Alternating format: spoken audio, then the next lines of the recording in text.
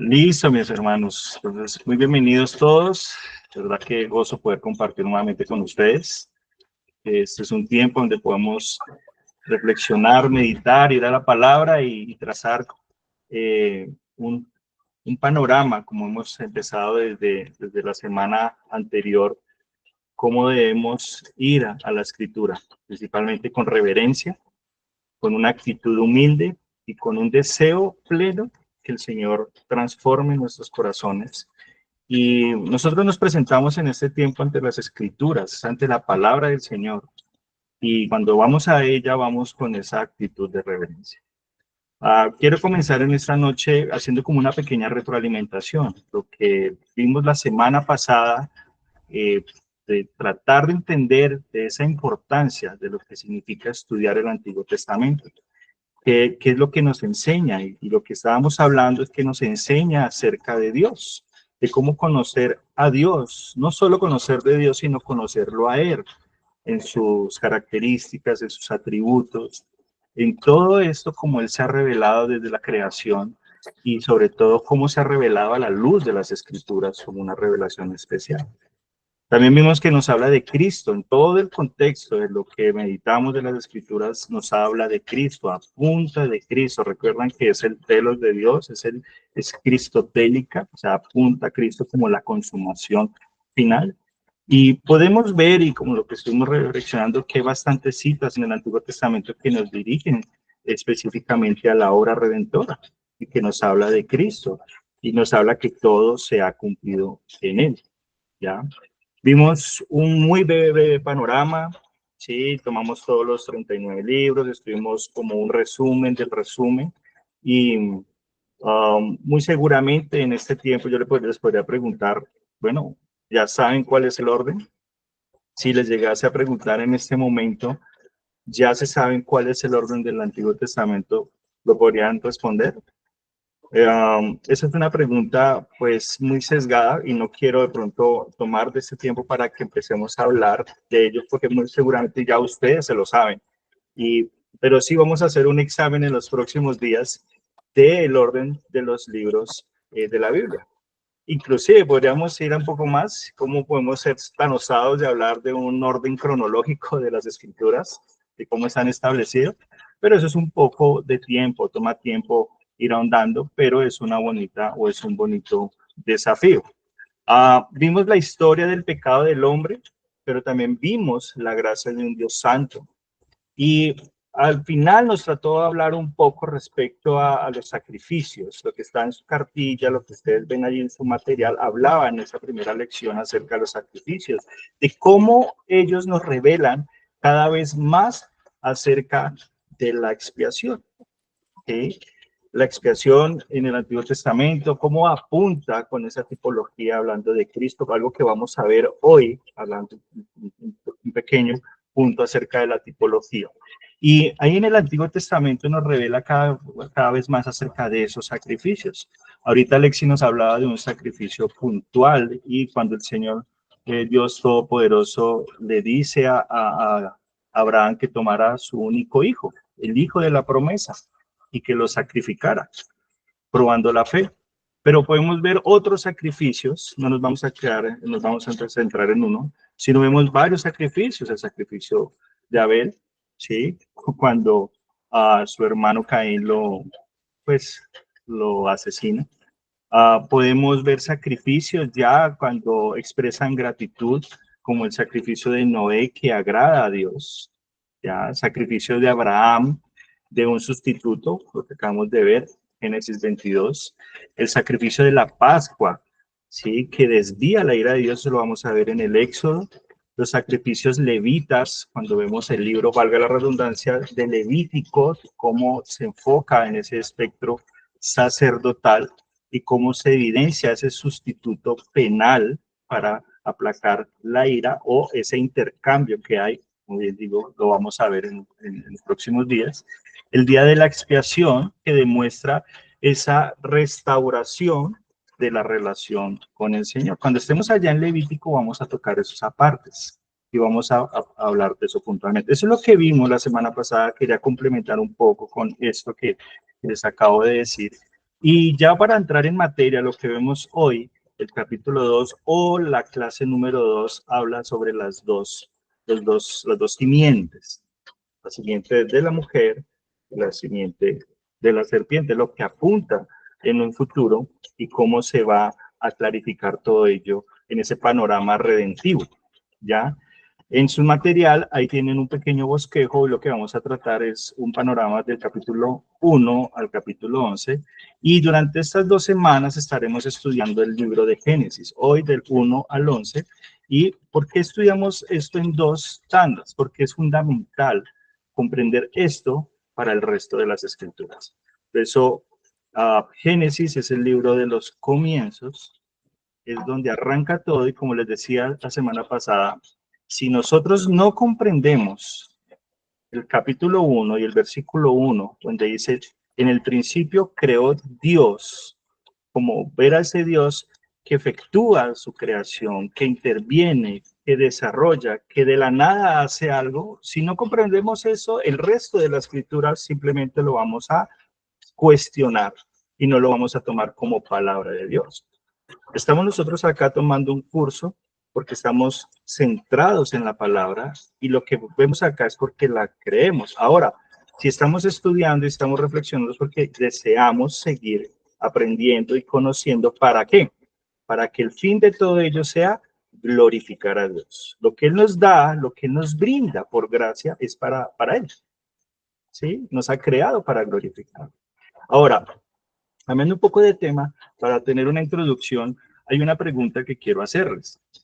Ustedes, seguramente la mayoría acá, cuando estaban en el colegio o en bachillerato, hicieron una disección a una rana, a una paloma, a un patico. Bueno, ahorita los animalistas van a decir eso no se puede hacer, pero en ese momento en clase de biología hicieron esa intervención. Y a mí me tocó, cuando yo lo hice con una paloma. Después les cuento la experiencia, no fue muy agradable. En ese tiempo uno lo que hacía era abrir la paloma, o primero se le aplicaba el formol, si no estoy mal, y uno lo que hacía era disecarla y examinar por dentro. ¿Cuál es la ilustración con todo eso? ¿O a qué quiero llegar con la ilustración? Con cómo vamos a ver minuciosamente al interior de algo.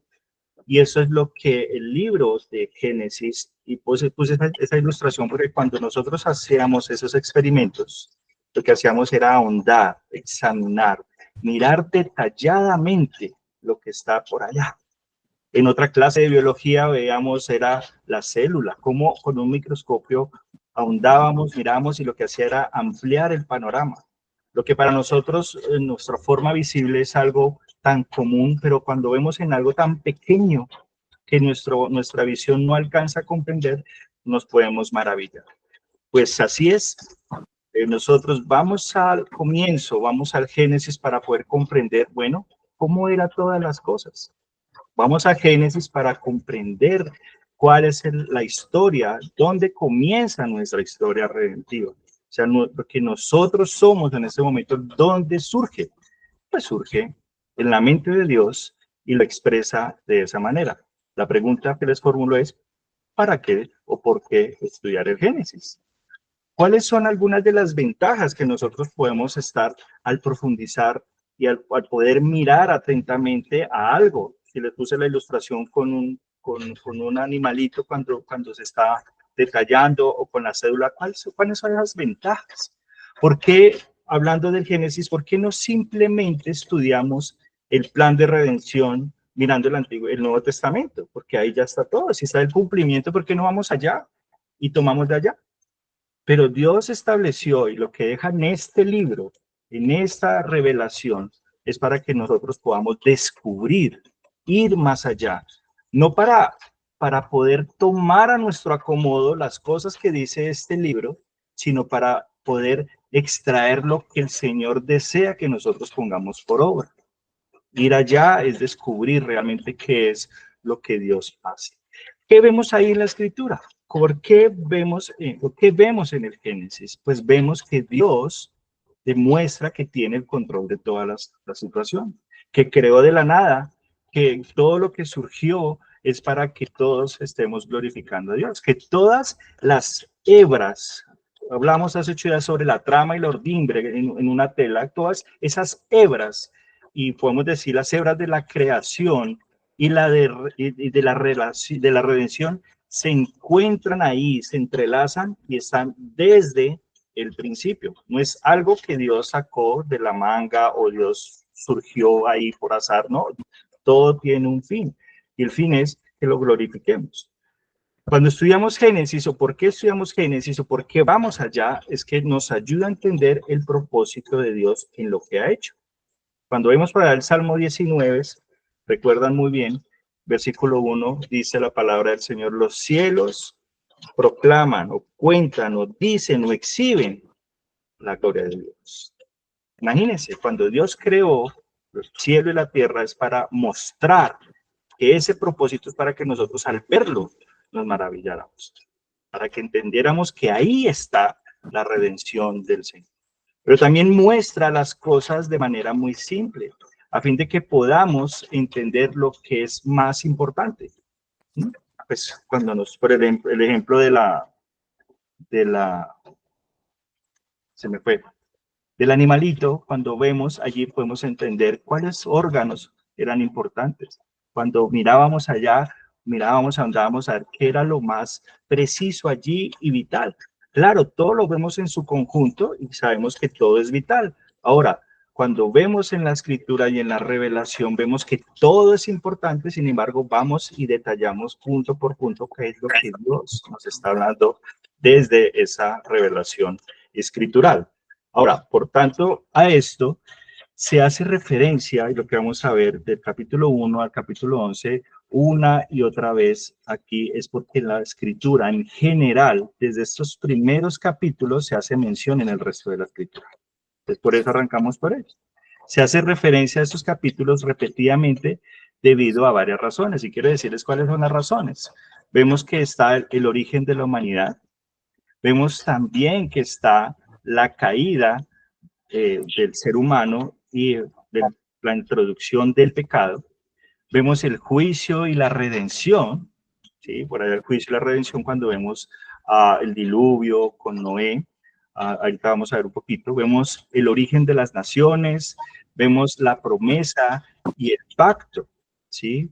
Ahorita vamos a hablar un poquito acerca de estos elementos, pues como un tema introductorio o un tema panorámico, o sea, algo es como un brochazo, cosa que si en algún momento desean o deseamos ahondar, es sencillamente que podamos tomarnos un café o que nos inviten a tomar un café y ahondamos en eso. Qué bonito es poder hablar de todas estas verdades que realmente nos animan, porque todo lo que apunta, y no me voy a cansar de decir este concepto, la gloria de Dios. Todo apunta a glorificar a Dios, porque para eso fuimos creados. Entonces, empecemos con el libro de Génesis. Empezamos con un poco de introducción. Y la pregunta que puede formularse acá es: ¿quién escribió el Génesis? Entonces, ¿quién escribió el Génesis? Ahora me gustaría uno o dos personas, si saben quién escribió, que compartan quién escribió Génesis. No sé. Se lo acreditan a Moisés. Me gusta, lo acreditan a Moisés. Alexia levantó la mano. ¿Quién da más, quién da menos? ¿Si es así o no es así? ¿Estamos de acuerdo o no estamos de acuerdo? Moisés. De acuerdo. Sí, Moisés. Ok, gracias Mirancita, gracias a todos. ¿Estamos de acuerdo que lo escribió Moisés? Ok, vale. Entonces, dentro de eso que estamos revisando hay un contexto histórico.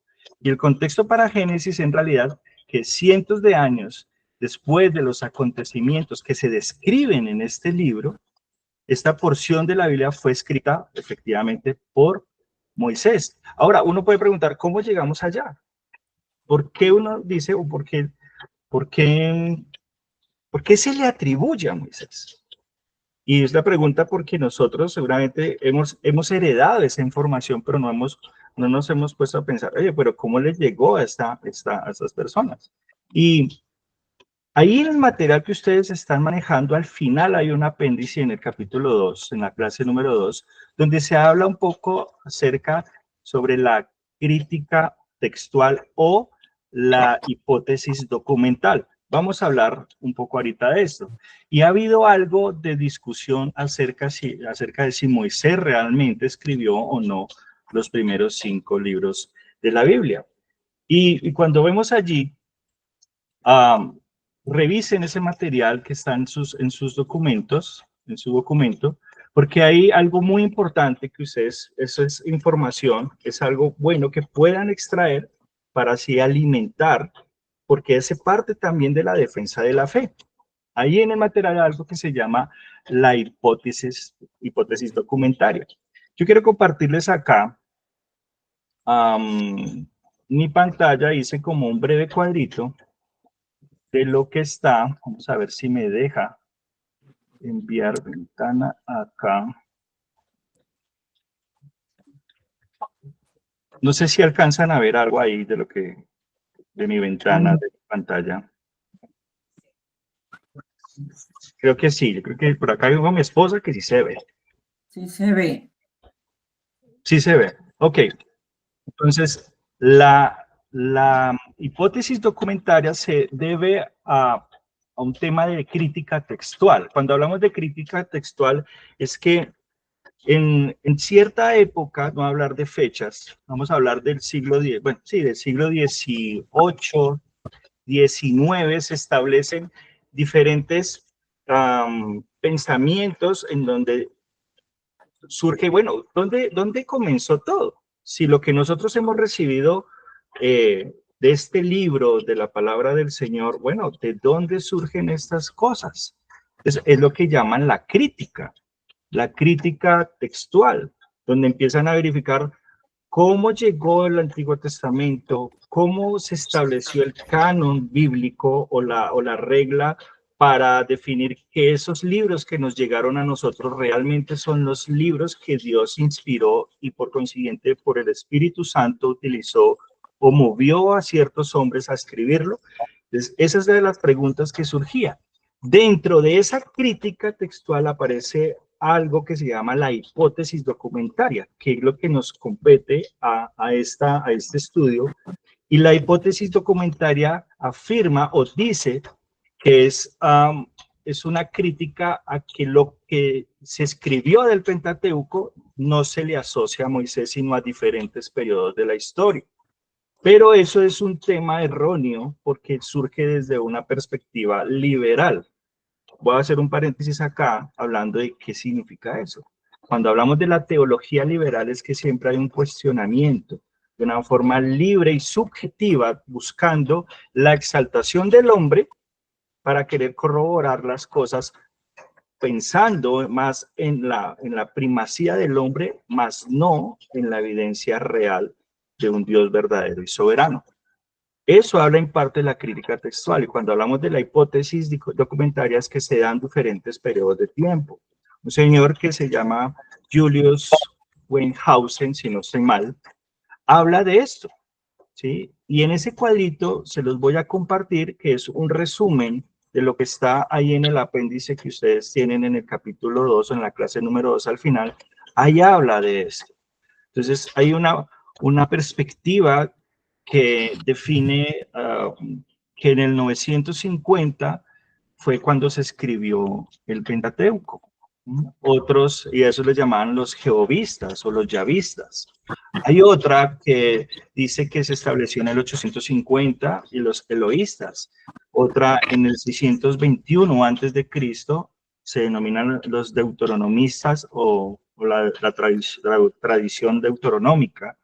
Y la última es la tradición sacerdotal, que son de un periodo específico de tiempo. Ahora, ¿cómo concluyen eso? ¿Cómo llegan a esta conclusión de decir si esto era real o no era real?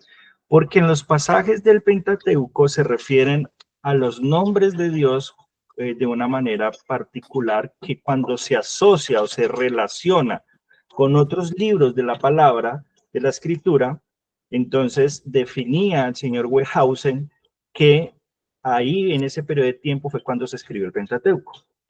Ejemplo, si en el 950 se catalogó los jehovistas, concluyen que en Números o en Éxodo hay ciertos pasajes donde habla sobre Jehová, o lo que es el tetragramatón, o el YHWH, o lo que se define en la palabra hebrea Yod, Heb, Bab, Heb, que es el significado o es el nombre real de Dios, que son simplemente consonantes, sin vocales. Pero vemos para los deuteronomistas, donde en el tiempo de Josías, cuando se quiso hacer una reforma religiosa, cuando descubrieron el libro de la ley, entonces dicen los críticos que lo que encontraron fue el libro de Deuteronomio, ¿ya? Entonces por eso le llaman deuteronomistas y los ubican en esos tiempos. No me quiero extender en esto, pero podemos hablar en un futuro respecto a eso. Simplemente quería llegar aquí para decir, si nosotros tenemos o decimos que lo que nosotros entendemos que viene de Moisés es por algo particular. ¿De dónde viene esto? ¿De dónde viene esto? Pues viene de la tradición reformada, cuando nosotros ya comprendemos realmente quiénes fueron los que definieron los que escribió Moisés.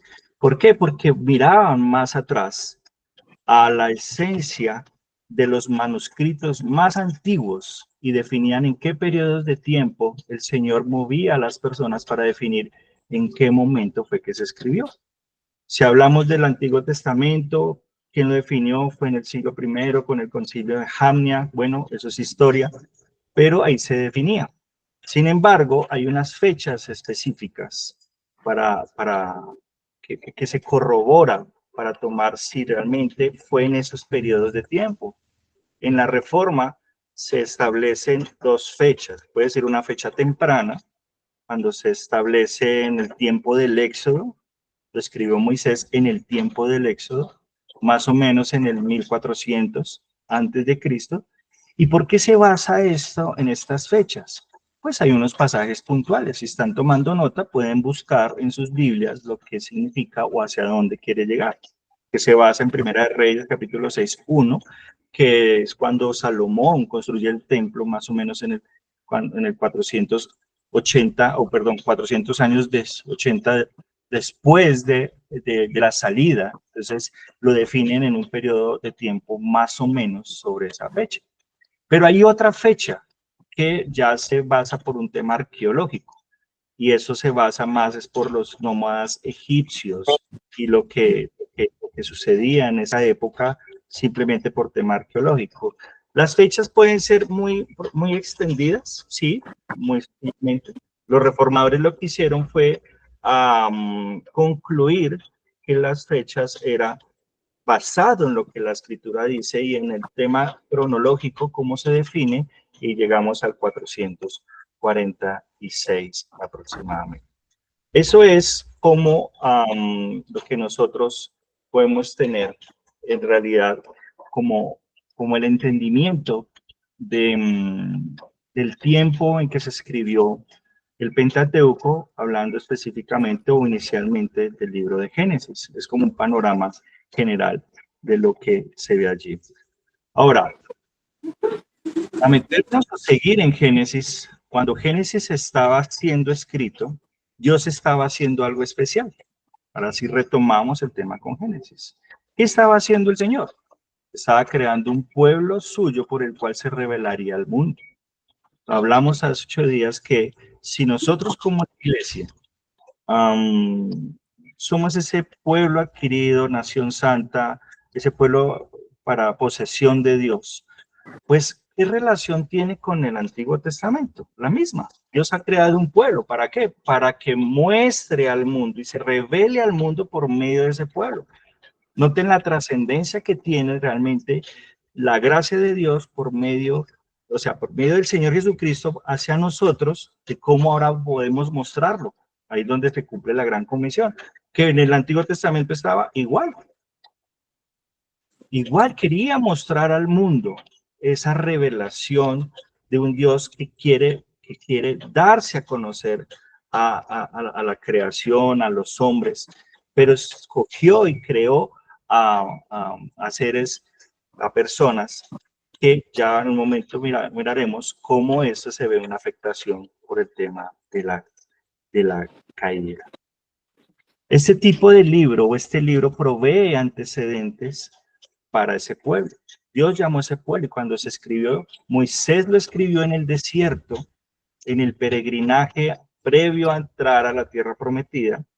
¿Para qué? Para que ese pueblo conociera y entendiera sus orígenes. Ese es el propósito del Pentateuco, o mejor, del Génesis, desde donde arranca, porque ya después se ve en el proceso, cuando el pueblo está en ese peregrinaje en el desierto, pero aquí es, mira pueblo, estos son sus orígenes. Aquí empezó todo. Aquí es donde se desarrolla todo. Y aquí también podemos inclusive hablar si lo que se dice en Génesis son alegorías o es ficción, porque también dentro de la crítica textual habla de esas formas que si son ficticias o no son ficticias, de lo que se dice si el Señor creó realmente en un periodo de 6 días, hizo toda la creación, o si lo que vemos es de tiempo, un periodo de 24 horas, lo que desarrolló. Pues si ustedes son críticos en ese sentido de analíticos, que yo sé que lo son, pues si lo escribió Moisés a un pueblo en un peregrinaje, ellos ya entendían que era un día de 24 horas, o por lo menos entendían que el día y la noche eran periodos específicos, ¿sí? Y era para mostrarles sus orígenes. Ahora, todo esto que yo les estaba hablando es un contexto general, algo histórico. ¿Se puede ahondar? Sí, claro, y les voy a sugerir libros para que puedan seguir mirando hacia adelante, pero el contexto de lo que nos está llamando este libro, ahondar realmente es a un contexto histórico redentivo, o redentor, como le llaman algunos. Volvemos a decir que apunte a Cristo, apunte a esa redención. De cómo se relaciona ese libro, lo que estamos meditando, Génesis, con todo el panorama bíblico, que los teólogos lo llaman, o en teología se llama, un contexto teológico. ¿Cómo encaja la redención en la historia? ¿Sí? En la historia general. Por eso estudiamos Génesis. Y es analizar el pasaje que encaje y apunte a esa redención. Lo que vemos en la Biblia no es porque sí. Está ahí para mostrarnos y revelarnos a Cristo. A Cristo. Y obviamente, pues los primeros 11 capítulos de Génesis se encuentran al inicio de la historia. Y de hecho, hasta que lleguemos al capítulo 3, no hay necesidad de redención en absoluto. Capítulo 1 y capítulo 2 vemos que todo era perfecto. Vemos en el capítulo 2 un zoom de la creación, pero cuando entramos en el capítulo 3 encontramos otra cosa, ¿cierto? Encontramos otra cosa. Entonces, semana tras semana vamos a ir revisando dónde está Dios en ese plan, ¿sí? Porque surgen las preguntas, es, ¿qué estaba planeando Dios con todo esto? ¿Qué ha cumplido en su plan hasta ahora? Eso lo vamos a ver. Eso habla del contexto histórico redentivo. Ahora, siguiendo con el panorama, siguiendo con Génesis de los capítulos 1 al 11, el tema de estos capítulos, ahora sí centrándonos un poco en ellos, pues es simple. Y es que Dios revela su carácter a través del mundo que ha creado. Lo hemos tocado, ¿cierto? Por medio de la creación, Dios se da a conocer. Ahora, ¿en la creación se ve un aspecto redentivo? Pues solamente lo conocemos cuando Dios establece su palabra. Tarea para ustedes, meditar en el Salmo 19, donde nos muestra la revelación general y la revelación especial de Dios por medio de su palabra. Y ahí en la parte de su folleto, finalizando el capítulo, la clase, ahí aparece un bosquejo clave que puedan verificar, y es muy bueno de pronto que le presten atención y puedan aprenderse los capítulos que corresponden. Yo creo que a la fecha de hoy, yo creo que ya por lo menos se han leído o han escuchado la mitad de Génesis.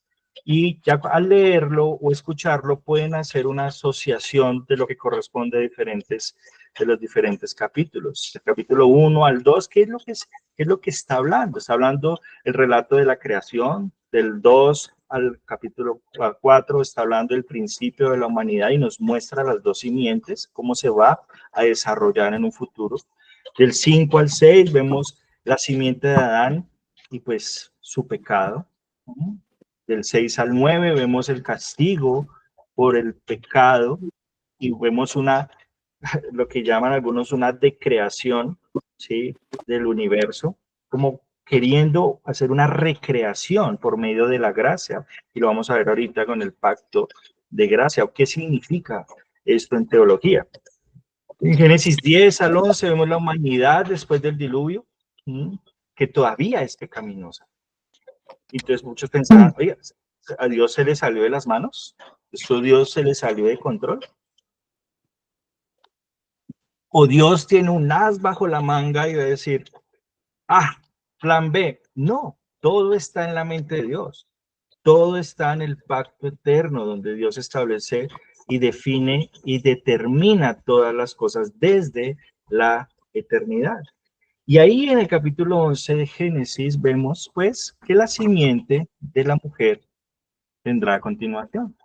Entonces, la historia de Génesis del 1 al 11 revela algo así como existe un Dios eterno y autosuficiente quien por puro decreto verbal ha creado el universo y todo lo que en él se encuentra con el propósito de reflejar su gloria. Vemos la corona de su orden creado. ¿Quién es la corona del orden creado? De todo, el hombre. Ahora van a decir, wow, entonces el hombre sí es importante. Pues fíjense que es como la máxima de su creación. Al finalizar el capítulo 1, vemos que Dios dice, y todo lo que hizo Dios fue bueno en gran manera, concluyendo con la creación del hombre. Pero en el capítulo 2 vemos una ampliación, es un zoom específico a esa corona de la creación que es el ser humano. Como donde Dios nos está mostrando que la humanidad fue creada a su imagen y semejanza y refleja la gloria de Dios mientras obedientemente el hombre trabaja y gobierna la tierra y disfruta de una comunión amorosa con Dios. Para eso fue creado el hombre. Dice el catecismo de Westminster o el catecismo bautista que el fin principal del hombre es glorificar a Dios, pero también es disfrutar de él. Y uno dice, wow, yo disfruto realmente de lo que Dios ha creado. Por eso el salmista dice, ¿de dónde vendrá mi socorro? Mi socorro viene de Jehová, que hizo los cielos y la tierra. Pero ¿cómo lo identificó? Cuando dice, alzaré mis ojos a los montes. ¿Por qué? Porque el salmista se goza de la creación de Dios. El salmista no se goza por algo subjetivo, el salmista se goza por algo real. Y si Dios establece la creación es para podernos gozar y darnos ejemplo de podernos gozar en esa creación. Pero hablando de Génesis y continuando, vemos allí que nuestros primeros padres, en lugar de disfrutar de esa creación, lo único que escogen es querer ser iguales a Dios. ¿Cómo? Sí. Desobedeciéndole e incurriendo en la justa ira de Dios. Entonces, fíjense que nos va mostrando que la máxima corona es el hombre, pero peca y cuando dice Romanos que la paga del pecado es ¿qué? Muerte. Ahí es donde vemos la justa ira de Dios. La justa ira de Dios. Por eso el hombre no se queda en el huerto y tiene que salir. Son expulsados de esta perfecta y prestigiosa comunión con Dios. No recibieron toda la ira, aunque la merecían, pero no la recibieron. Y ahí se ve la gracia de Dios, hermanos. De hecho, Dios ha comenzado un plan para contrarrestar la maldición del pecado al colocar enemistad entre la descendencia de la serpiente y la descendencia de la mujer. Por eso este capítulo, esta clase se llaman las dos simientes.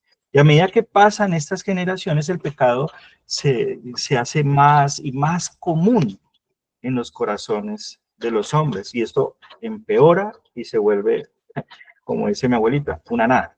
¿Sí? No sé qué relación, una nada, ¿sí? Nada, sin importancia.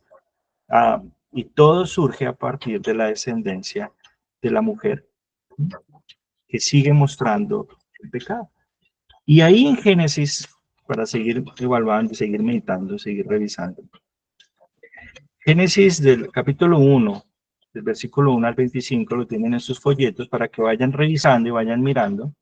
Y la clave allí es que existe un Dios eterno, o lo que nos muestra, un Dios eterno, autosuficiente, quien por puro decreto verbal ha creado el universo y todo lo que en él se encuentra. Es gracia, ¿sí? Con el propósito de, otra vez les digo, reflejar su gloria.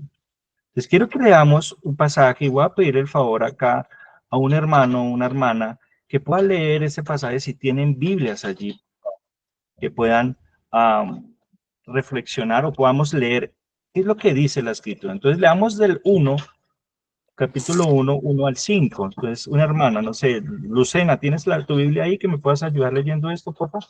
Sí, señor.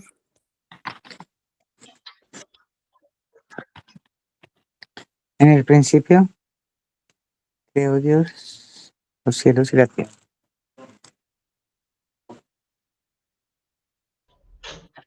Sí, porfa, Aló. hasta el versículo 5.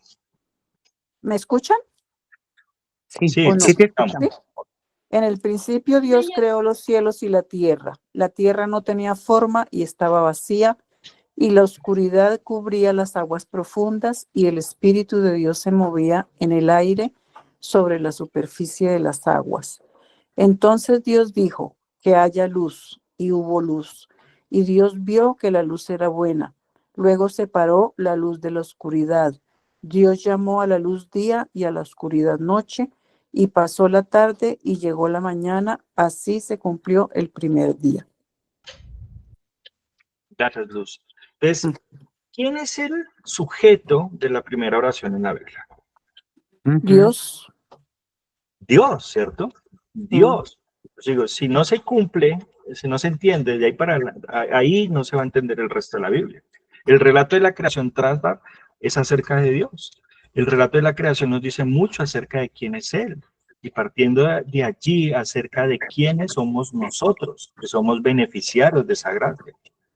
Por tanto, en esto que estamos viendo aquí, pues, que yo recomiendo esta práctica para el estudio que estamos haciendo cuando estemos meditando, es que nos preguntemos siempre ahí en estos pasajes de las Escrituras, ¿qué nos enseña este pasaje acerca de Dios?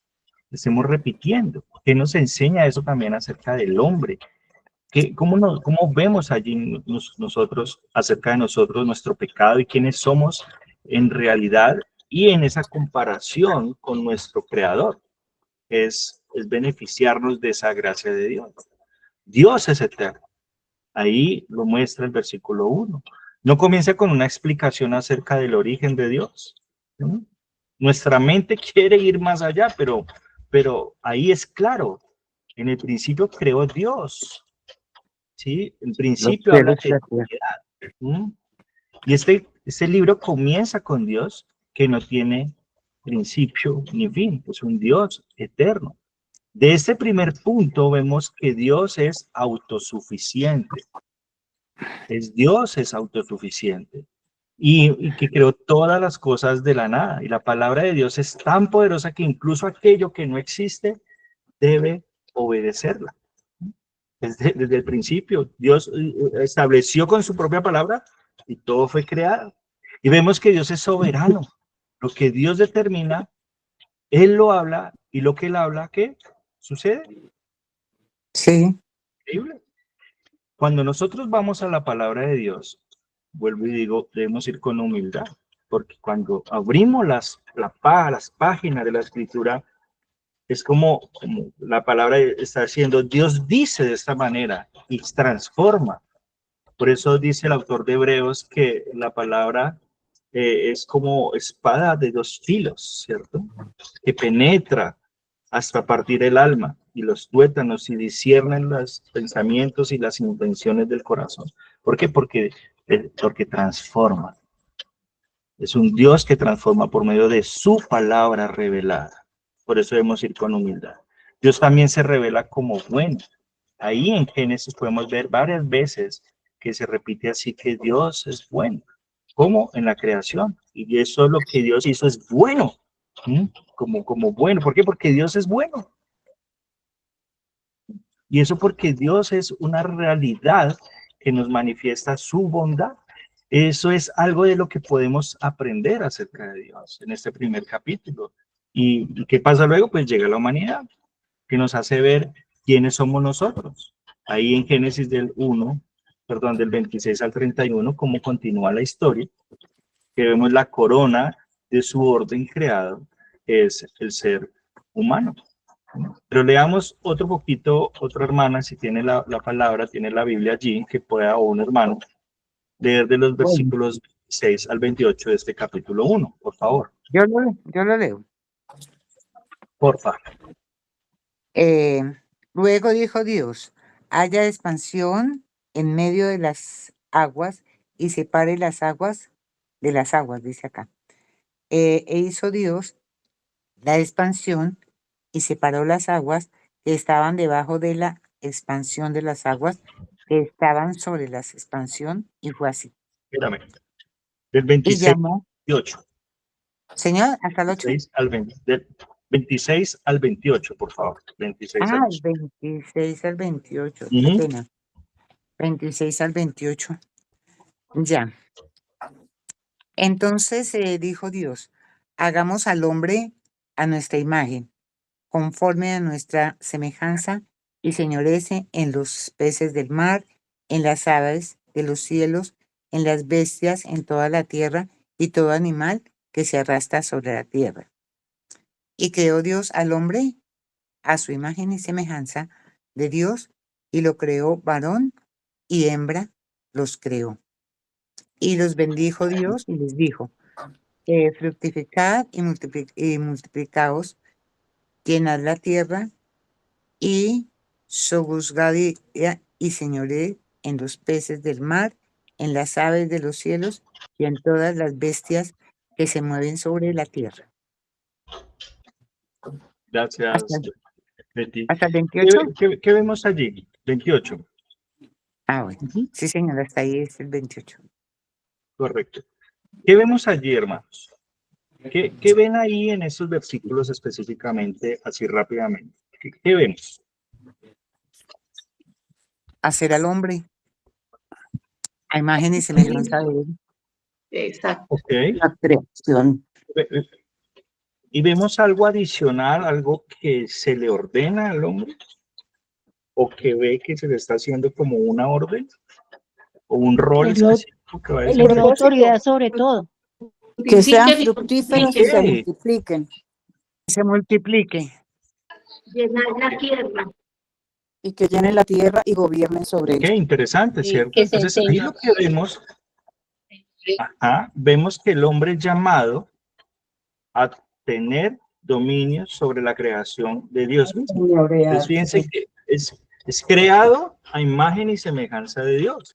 Por consiguiente, debe ser el reflejo de Dios en la administración de la creación de Dios para mostrar la gloria de Dios. Entonces, cuando uno dice, oye, Sí. cuando yo me miro al espejo, digo, wow, no tengo pelo, pero mi esposa me ve lindo, ¿sí? Me ve hermoso, pero Dios me ve más hermoso.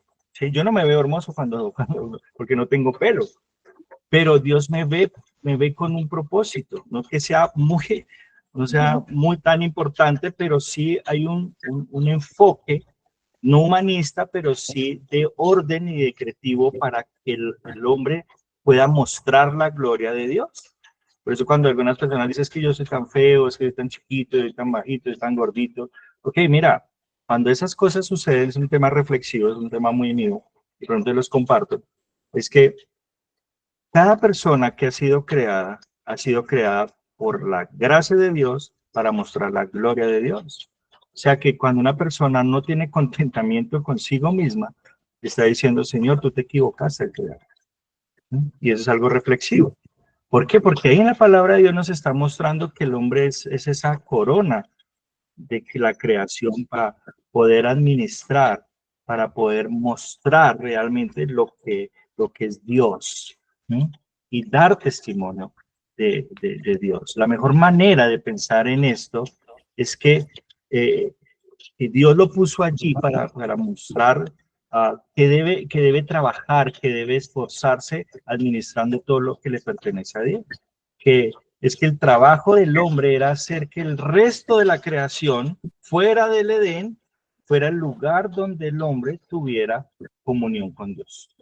Ese era el trabajo y ese era el enfoque real de la creación a partir de esta corona máxima. Esta es una realidad, hermanos, tanto espiritual como organizacional. Cómo le da esa orden al hombre para que administrara todo el recurso de Dios. Ahora, continúa allí el panorama de la creación y hablamos del mundo, ¿sí? Y la pregunta es ahí en sus cartillas, ¿qué es el mundo? Vayamos a Génesis capítulo 2, versículos 1 al 3, y les voy a leer lo que dice la palabra del Señor. Dice así: así fueron acabados los cielos y la tierra y todas sus huestes. Creó Dios todas las cosas, ¿cierto? ¿Cuándo lo creó? En el séptimo día, hasta el sexto día. Y en el séptimo día ya Dios había completado la obra que había estado haciendo y reposó en el día séptimo de toda la obra que había hecho. ¿Quién había hecho? Dios la había hecho. Dios. Versículo 3. Dios bendijo el séptimo día y lo santificó, porque en él, en el séptimo, reposó de toda la obra que él había creado y hecho. Entonces, para términos claves, Dios no creó todas las cosas en 7 días, lo hizo en 6 y en el séptimo reposó. Por eso el séptimo día es un día muy importante y más adelante lo vamos a ver en otras partes de las escrituras. Lo que vemos aquí es que ahí, al entrar en este segundo capítulo, vemos que este enfoque acerca de la humanidad se desarrolla con el segundo llamado del relato de la creación, que se centra en Adán y Eva. Ese es un cuadro muy claro de la paz y armonía de este orden creado. Es que debía haber un orden, debe haber una armonía. Cuando Dios descansa, es bueno, ahora se introduce todo para que el hombre trabaje y muestre la gloria de Dios. ¿Cómo debemos relacionarnos con Dios? Fíjense lo que dice el versículo 15 y 17 de este mismo capítulo. Ahí dice, versículo 15, el Señor Dios tomó al hombre y lo puso ¿en dónde? En el jardín del Edén. Sí. Ahí en el huerto. Fíjense, un huerto. Lo puso en el huerto del Edén para que lo cultivara y lo cuidara. Y el Señor Dios ordenó al hombre, de todo el árbol del huerto podrás comer, pero del árbol del conocimiento del bien y del mal no comerás, porque el día que de él comas ciertamente morirás. Ahí vemos un rol del hombre para trabajar. Pero fíjense que ese rol, como los poetas lo llaman, un rol idílico de la humanidad, debía estar bajo el reinado de Dios. Por eso vemos ese mandamiento en los versículos 15 y 17. El hombre administraba lo que le pertenecía a Dios, por eso Dios le establece algo allí, que si comían de ese fruto iba a pasar algo. El hombre sencillamente tenía que obedecer, tenía que trabajar, y si comían de ese fruto, para que lo que dice ahí la escritura, no dice manzana, como muchos dicen que es una manzana, es que el hombre iba a morir. No obstante, este árbol no era un árbol mágico, ¿cierto? No es que ellos se encontraban moralmente inconscientes y una vez que comieron del árbol, de repente sabían que era bueno y que era malo. Tampoco podemos pensar que era una especie de broma cruel por parte de Dios al colocar allí este árbol. Al contrario, el árbol es un símbolo. Y al final de los tiempos también vamos a ver un árbol, ¿sí? Donde está la consumación. Génesis arranca con un huerto, al final en Apocalipsis concluye con un huerto, pero no me quiero adelantar en eso lo vemos el próximo año para poder hablar. ¿Qué era lo que pasaba aquí, hermanos? Es que Dios establece algo, lo que en teología se llama un pacto de creación, o el pacto creacionista, o el pacto de obras. Un pacto de obras. ¿Qué significa esto? ¿Qué es un pacto de obras? Entonces, el pacto de obras es que el hombre debía obedecer a Dios solamente de esa manera y podía honrarlo obedeciendo ese mandato. ¿Qué le dijo Dios? de todos los árboles del huerto pueden comer, pero del árbol que está ahí no pueden comer. ¿Sí? ¿Qué era? Era un mandato. ¿Sí? Establecía su mandato para que el hombre sencillamente obedeciera. ¿No?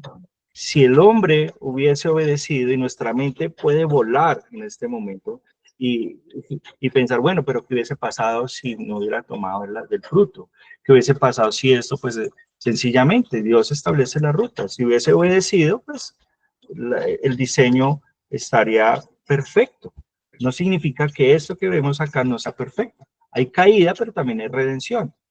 Pero lo que vemos allí es que establece ese pacto de obras. Voy a ponerles acá una ilustración, pues para que uno pueda como asimilar lo que hubiese pasado.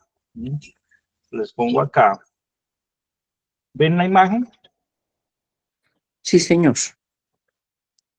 Sencillamente, aquí en esta parte, podemos ver que si hubiese obedecido a Dios, pues estaríamos allí.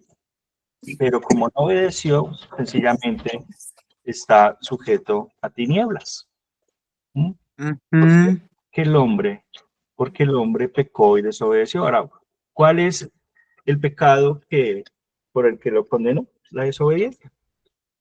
No creerle a Dios, no obedecerle. Ese es el punto clave.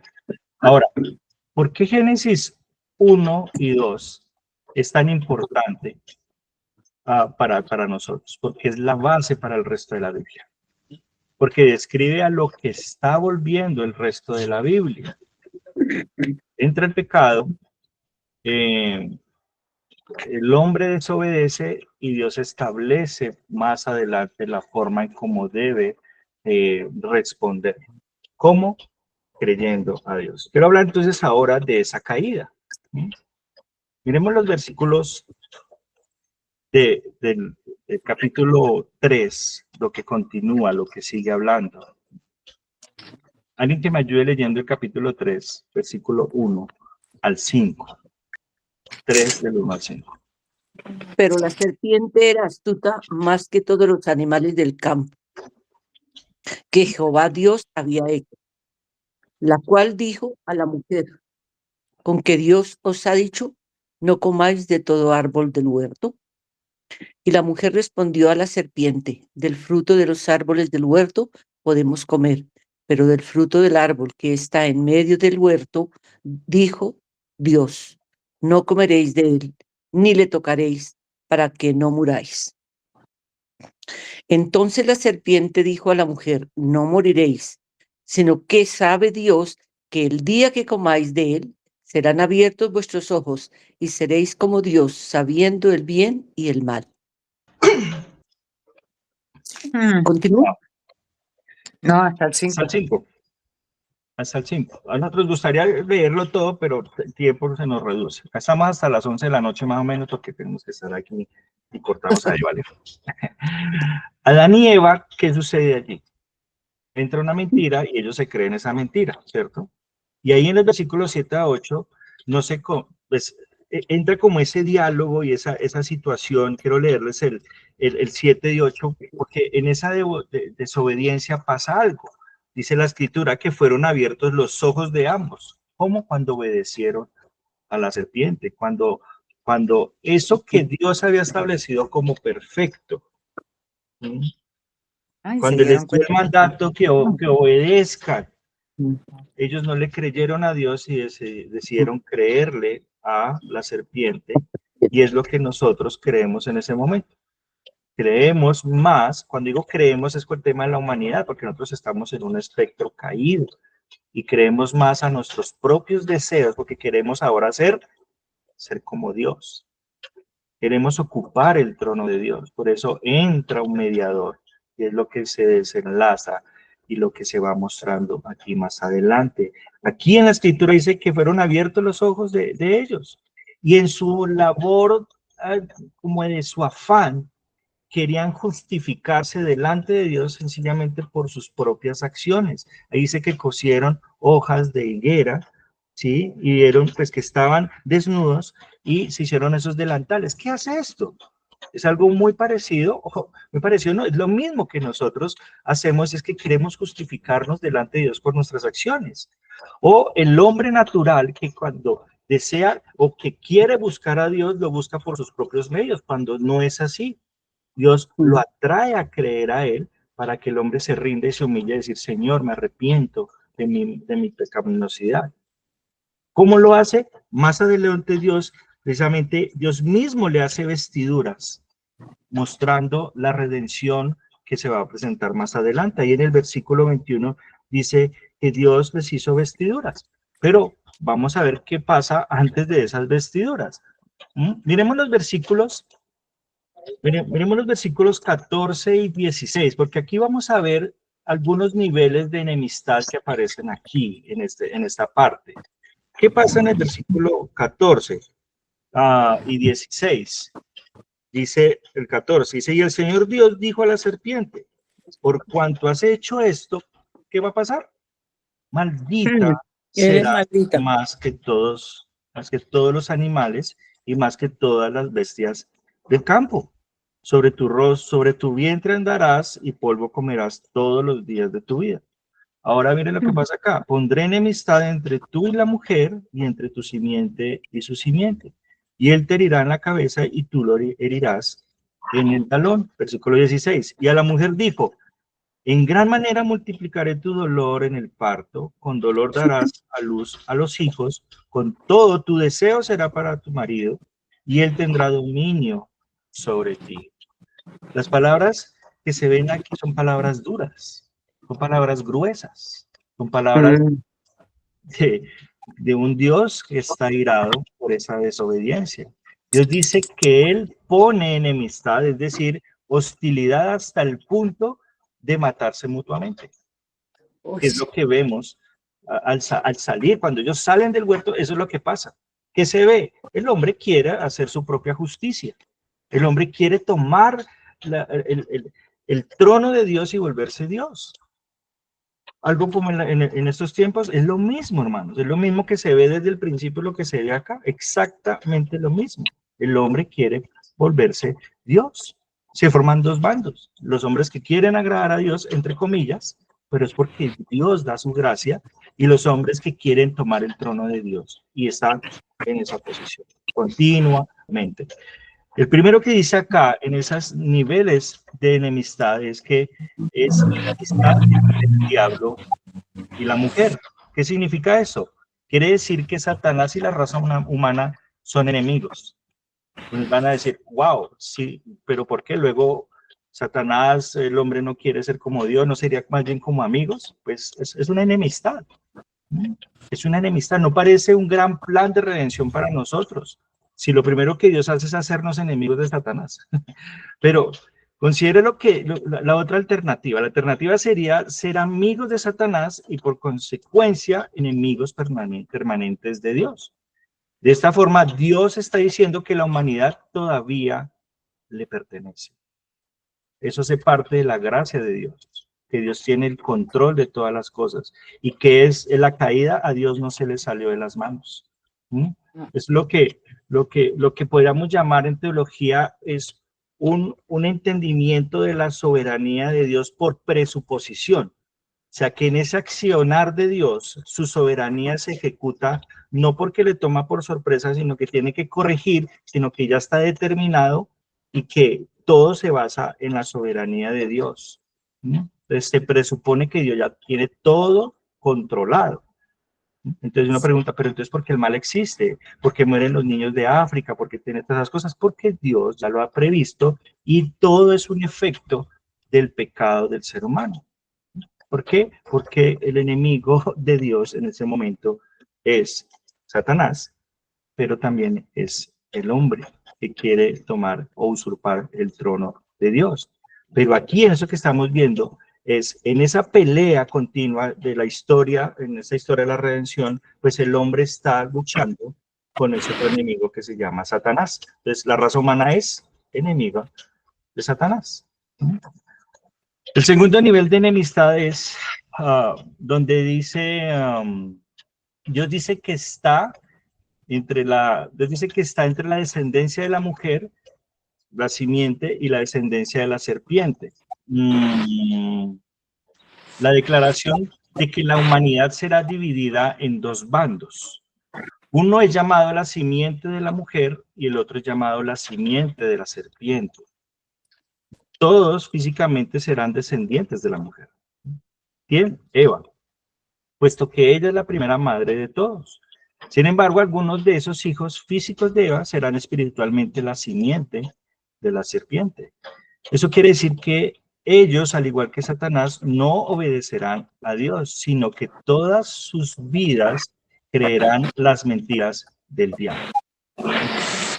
Es lo que dice Primera de Juan 3:8. Dice la palabra de Dios, el que practica el pecado es del diablo, porque el diablo peca desde el principio. Es tremendo. Ahí es donde se ve que el que practica tales cosas, pues, es la descendencia de Satanás. Ahora, el tercer nivel de enemistad es más crucial. Mire lo que dice el versículo 15. Dice allí que pondré enemistad entre tú y la mujer, y entre tu simiente y su simiente, y él te herirá en la cabeza y tú le herirás en el calcañar.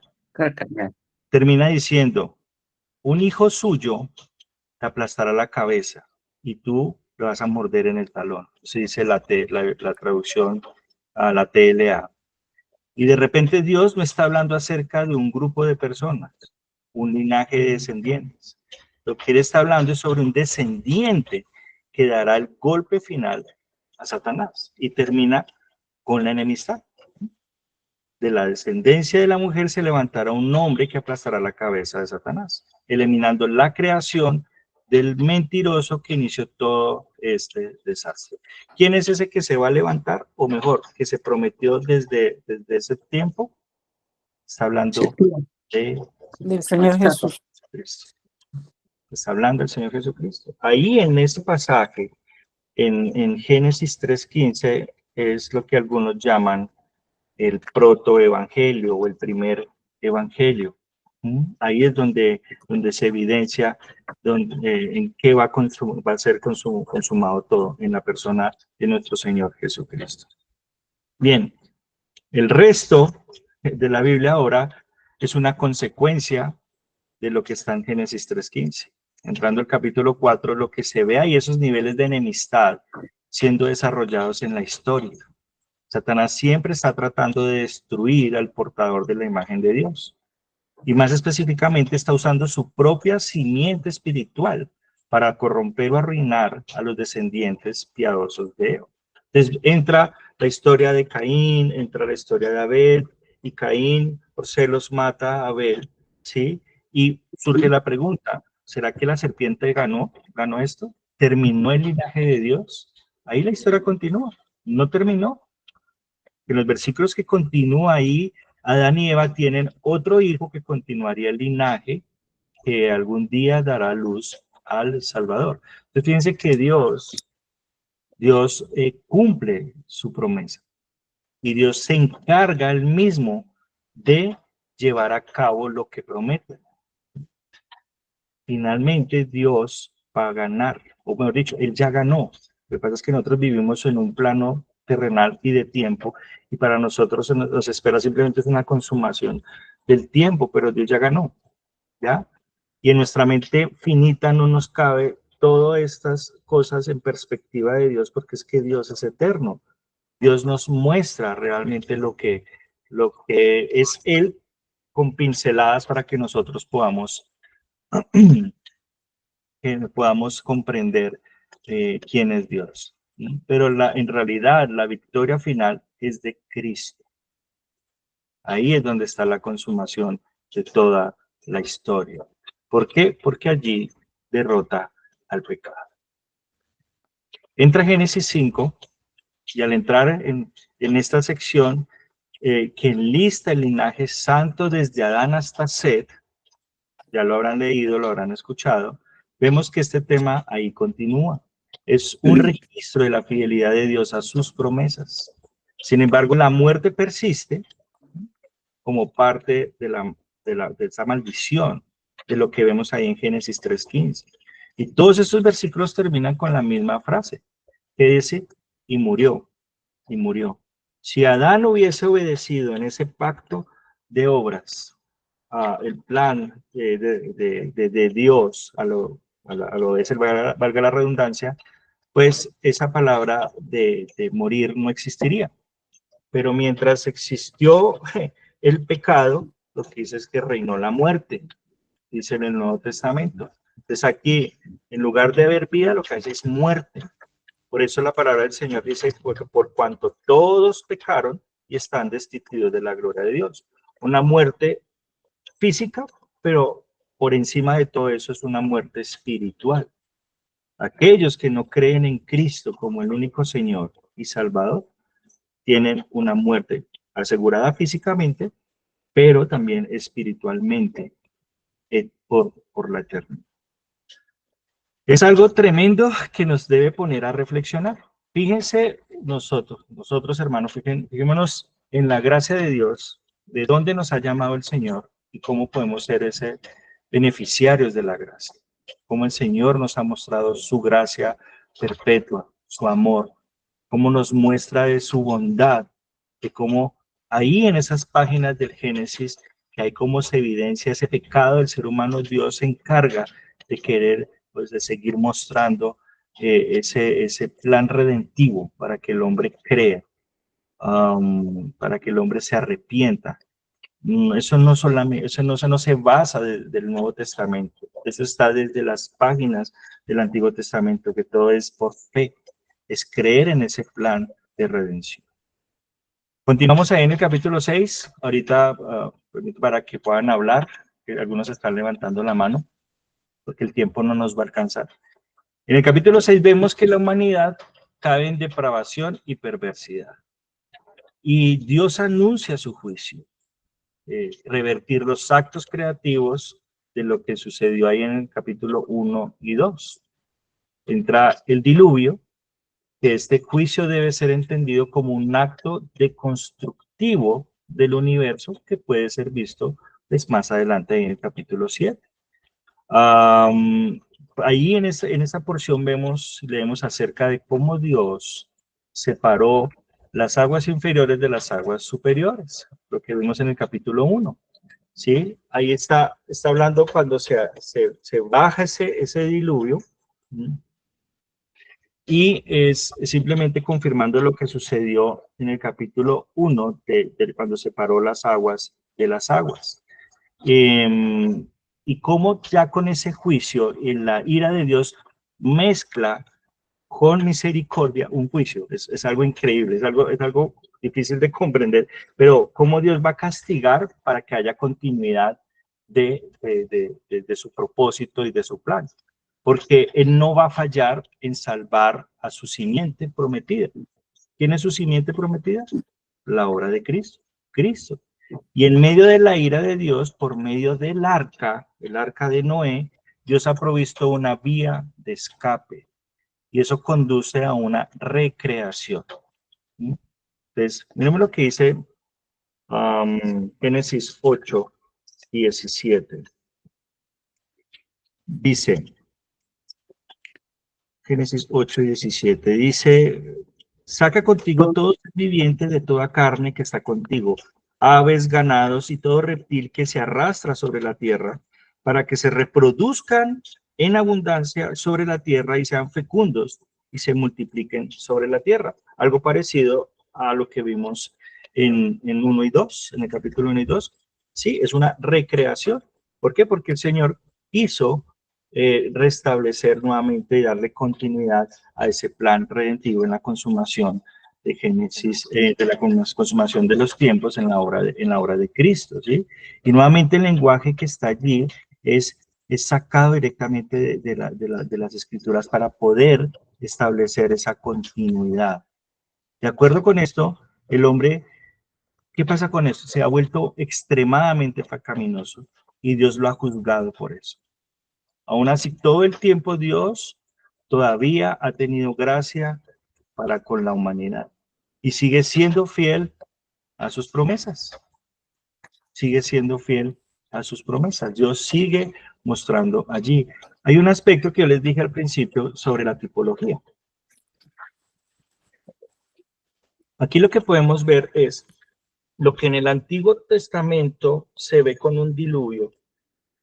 Eso refleja lo que en un futuro va a ser con un juicio, lo que se ve en 2 de Pedro capítulo 3, donde todo va a ser erradicado con fuego.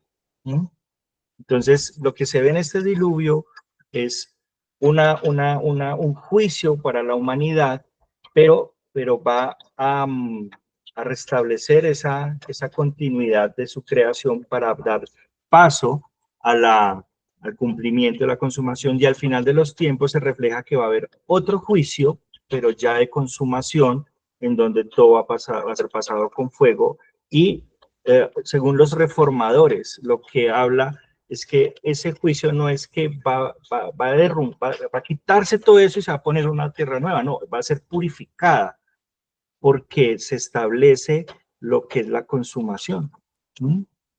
Cuando veamos Apocalipsis, vamos a ver un poco de ello, donde se une el cielo con la tierra y se establece realmente lo que es la consumación de toda la historia, y colorín colorado ese cuento es acabado. ¿Por qué? Porque allí es donde triunfa el bien sobre el mal, y en nuestro espectro temporal lo vamos a entender de una manera clara, y que, wow, esto es maravilloso. Dios no se equivoca, lo que dice la palabra tiene una lógica, todo está unido, todo tiene relación, y lo que hemos visto hasta el momento es que Dios no se equivoca y ha llevado a cabo su plan para mostrarnos de su gracia. ¿Qué vemos allí? El hombre peca y Dios establece gracia.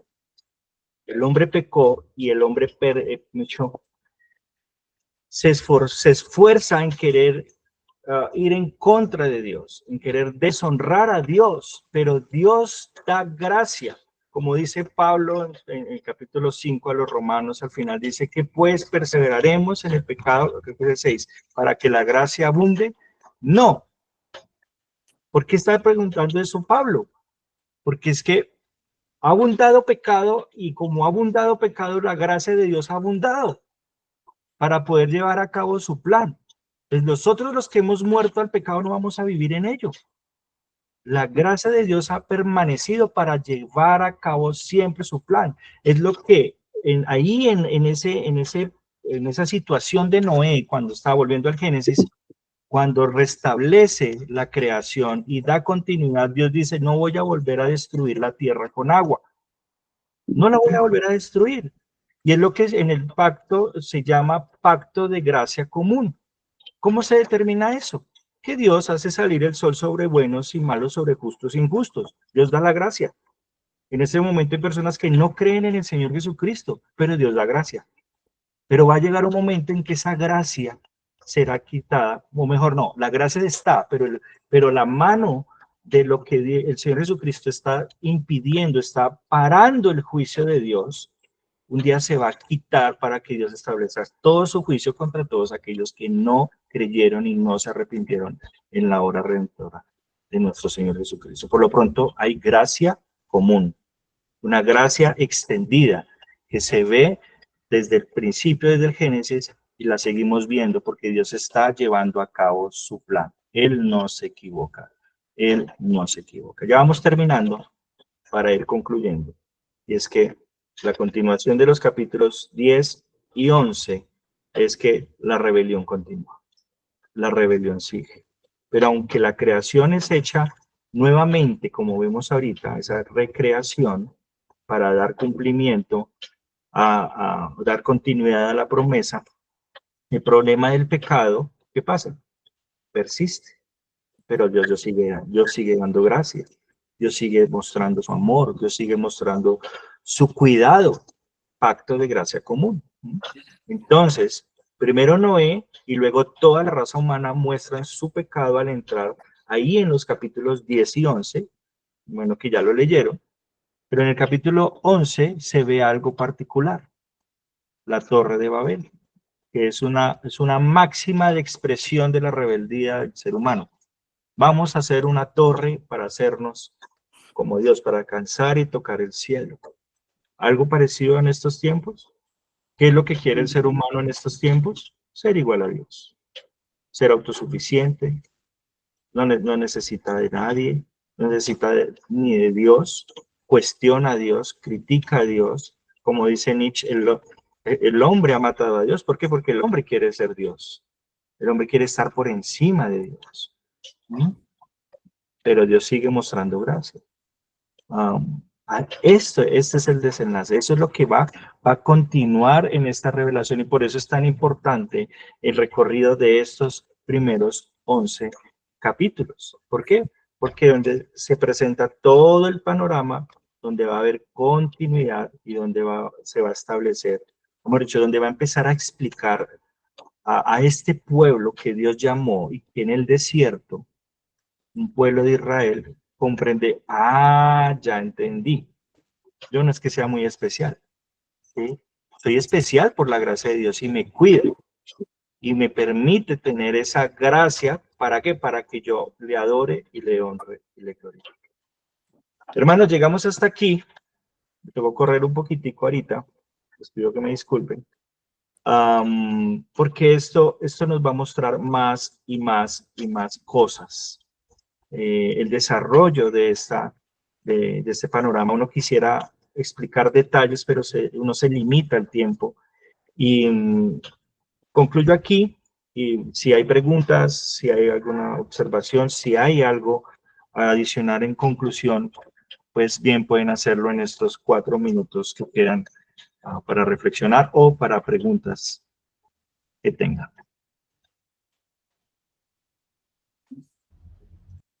Pueden abrir los micrófonos.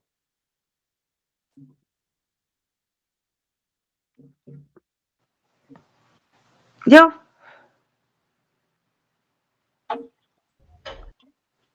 ¿Quién es yo? Norma. No sé, no ve. Ok. Una pregunta.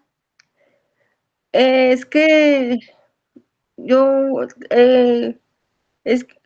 no entiendo si la gente no cree para dónde van. Muchas personas ya han compartido el evangelio, mi mamá ha compartido, pero no quieren aceptar.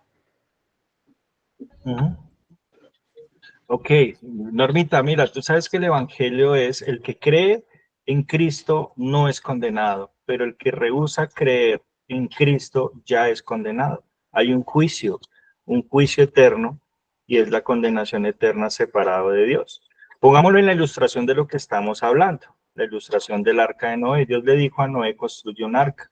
Entonces, cuando a Noé estaba construyendo el arca, estaba predicando y estaba mostrándole gracia a Dios por medio Dios le estaba mostrando por medio de Noé gracia a las personas para que se arrepintieran y tuvieran la oportunidad, ¿sí? Pero la gente rehusó creer y lo trataron de loco.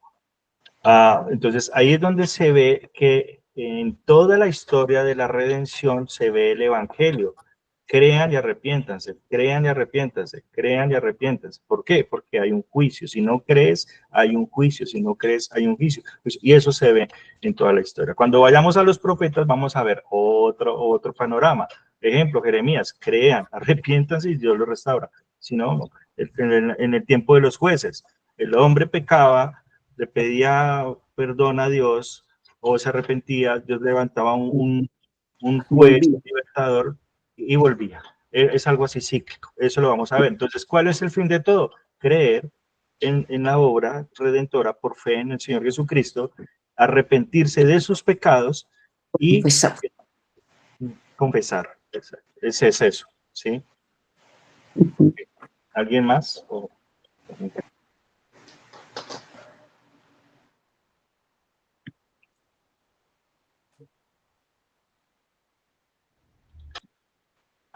Ok, hermanos, entonces